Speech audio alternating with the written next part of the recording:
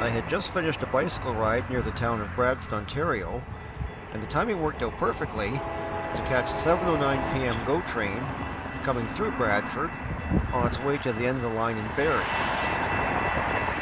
This line is a portion of the former Canadian Newmarket Subdivision, which is now owned by Metrolinx for commuter train operation.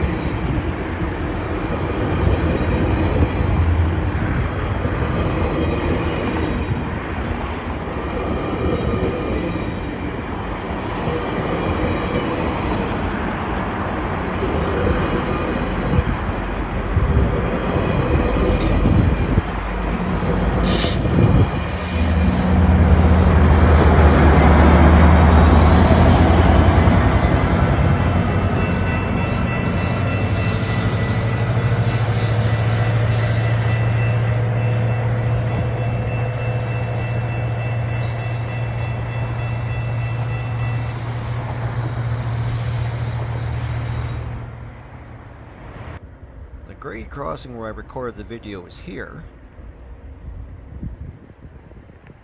and the train was slowing down on this straight stretch of track leading into the Bradford station,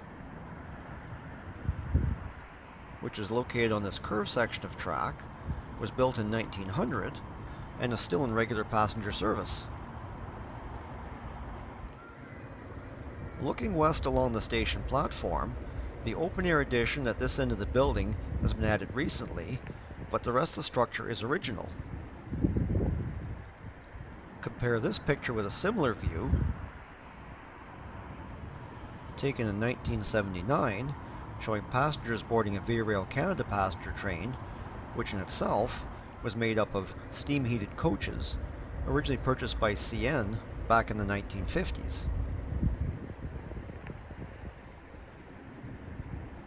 Back in 1979, the Newmarket Subdivision also generated a fair amount of freight traffic, as seen here in another 1979 view, with a GP9 locomotive and boxcars visible in the background.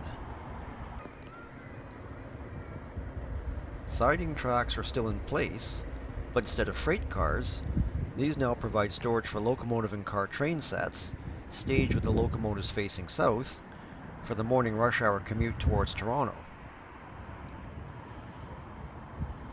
Two trains can be staged in Bradford overnight, with the rest of the trains on this line staying overnight in Barrie, which is about a half-hour north and is the end of the line.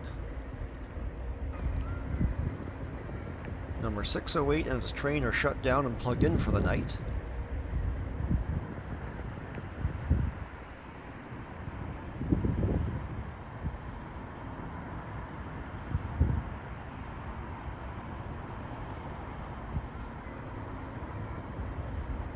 There's the other end of the station.